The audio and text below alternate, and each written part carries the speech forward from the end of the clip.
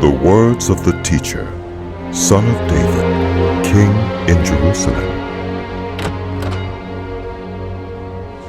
Meaningless, meaningless, says the teacher. utterly meaningless. Everything is meaningless. What does anyone gain from all their labors at which they toil under the sun? Generations come and generations go, but the earth remains forever. The sun rises and the sun sets and hurries back to where it rises. The wind blows to the south and turns to the north. Round and round it goes, ever returning on its course. All streams flow into the sea, yet the sea is never full. To the place the streams come from, there they return again. All things are wearisome, more than one can say. The eye never has enough of seeing, nor the ear its fill of hearing. What has been will be again. What has been done will be done again. There is nothing new under the sun. Is there anything of which one can say, Look, this is something new. it was here already, long ago. It was here before our time. There is no remembrance of people of old, and even those who are yet to come will not be remembered by those who follow them. I, the teacher, was king over Israel in Jerusalem. I applied my mind to study and to explore by wisdom all that is done under the heavens. What a heavy burden God has laid on the human race. I have seen all the things that are done under the sun. All of them are meaningless, a chasing after the wind. What is crooked cannot be straightened. What is lacking cannot be counted. I said to myself, look, I have grown and increased in wisdom more than anyone who has ruled over Jerusalem before me. I've experienced much of wisdom and knowledge. Then I applied myself to the understanding of wisdom and also of madness and folly. But I learned that this, too, is a chasing after the wind. For with much wisdom comes much sorrow. The more knowledge, the more grief. I said to myself, come now, I will test you with pleasure to find out what is good. But that also proved to be meaningless. Laughter, I said, is madness. And what does pleasure accomplish? I tried cheering myself with wine and embracing folly, my mind still guiding me with wisdom. I wanted to see what was good for people to do under the heavens during the few days of their lives.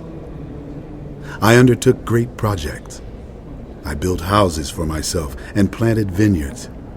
I made gardens and parks and planted all kinds of fruit trees in them.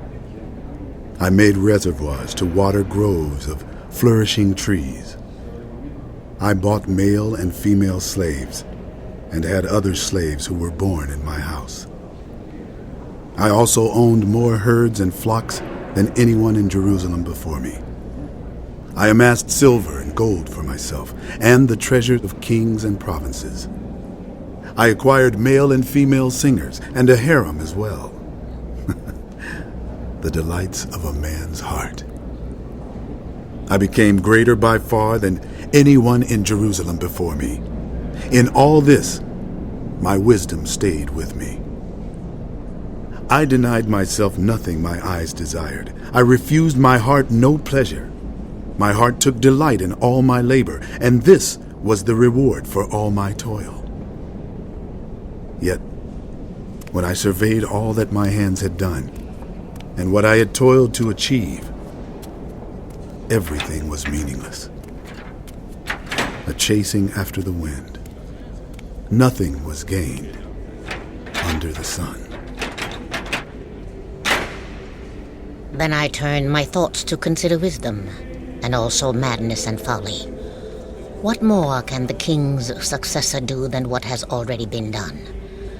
I saw that wisdom is better than folly, just as light is better than darkness. The wise have eyes in their heads, while fools walk in the darkness. But I came to realize that the same fate overtakes them both. Then I said to myself, the fate of the fool will overtake me also. What then do I gain by being wise? I said to myself, this too is meaningless. For the wise, like the fool, will not be long remembered. The days have already come when both have been forgotten. Like the fool, the wise too must die. So I hated life, because the work that is done under the sun was grievous to me. All of it is meaningless, a chasing after the wind. I hated all the things I had toiled for under the sun, because I must leave them to the one who comes after me. And who knows whether that person will be wise or foolish. Yet they will have control over all the toil into which I have poured my effort and skill under the sun. This too is meaningless. So my heart began to despair over all my toilsome labor under the sun. For people may labor with wisdom, knowledge, and skill, and then they must leave all they own to others who have not toiled for it. This too is meaningless and a great misfortune. What do people get for all the toil and anxious striving with which they labor under the sun? All their days their work is grief and pain. Even at night their minds do not rest. This too is meaningless. People can do nothing better than to eat and drink and find satisfaction in their toil. This too, I see, is from the hand of God. For without him, who can eat or find enjoyment? To the person who pleases him, God gives wisdom, knowledge, and happiness. But to the sinner, he gives the task of gathering and storing up wealth to hand it over to the one who pleases God. This too is meaningless, a chasing after the wind.